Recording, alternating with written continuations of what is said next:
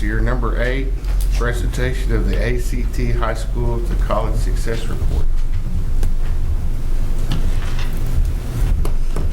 The curriculum committee last week had a chance to go over this.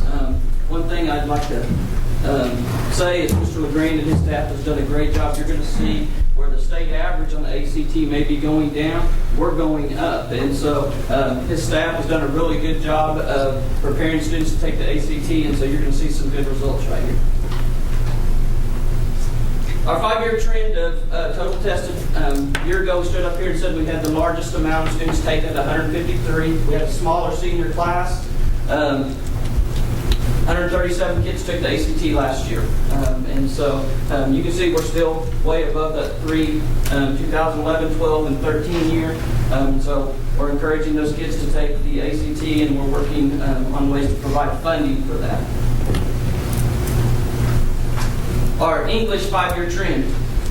As you can look, if you just look at the state average, you can see the state average is going down from 20.5 in 2011 to 20.1 in 2015. We kind of went up a little bit, and then you can see we took a dip in 2013 and 14. Now look, we're right up there at 19.8, just 0.3 off the state average. And so as the state average is going down, we're going up. And so it's a good thing that happened there, and I'm proud of our teachers. We've had some turnover in the English department too over the years, and so the process that we've had of having our curriculum maps and our tracking and stuff that they're doing at the high school and at the junior high, I think are going to play an important role in this. Mathematics. It's kind of been up and down a little bit with the state average, as you can see, but once again, it's going down over the last couple of years, 3 years, and we're going up, and we're above the state average in math.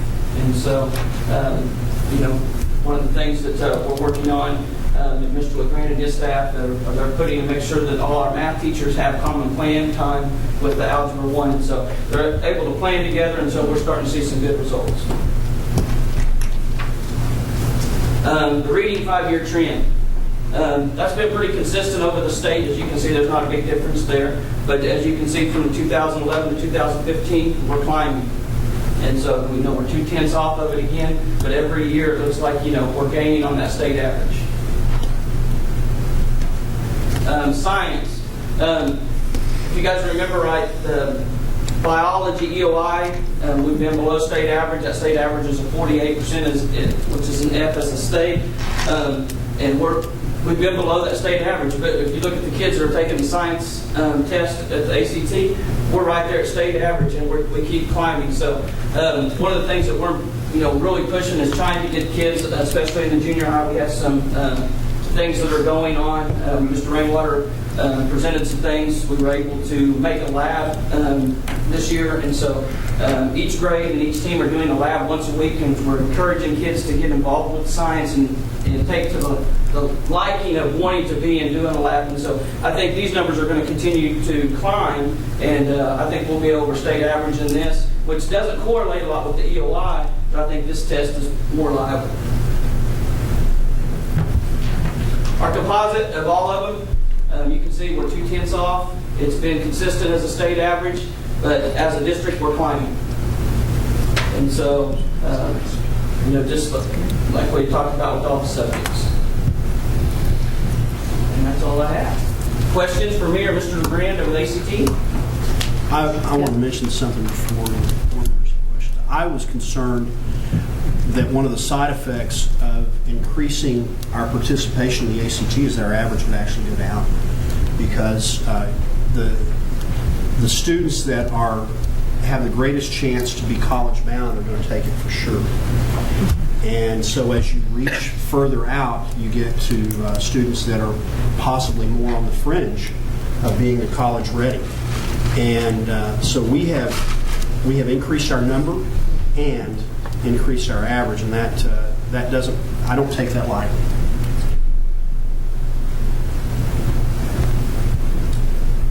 That's good. I was also going to say that as far as science is concerned, I'm very encouraged. Being a former science teacher, it's kind of near and dear to my heart. But we're offering more science classes than we ever have. This year we added robotics. We've also, this is the first year we've offered AP Biology, and it's actually a 2-hour class. The first part of the class, it's 4th and 5th period. 4th period, they actually have the theory, and then 5th period, they actually do a lab, where they can actually start a lab 4th period and complete at 5th period, all in one setting. And then we're offering AP Environmental Science. We have physics. We had physics when I first got to high school. Then we had dropped it because we didn't have an instructor. This is the second year in a row we've offered physics, and now it's the third year in a row we've offered a Chemistry 2 class. So we've actually got 2 sections of Chemistry 2 this year. So I'm very excited about what we're doing at the high school in the science department, as well as all of the other subject areas. And you can see that on the statewide level, this is the first year we've had above a 20 composite on the ACT, and it's a 20.5. So I'm real excited about the work of our staff and our students at Guthrie High School. Thanks, guys. Good job.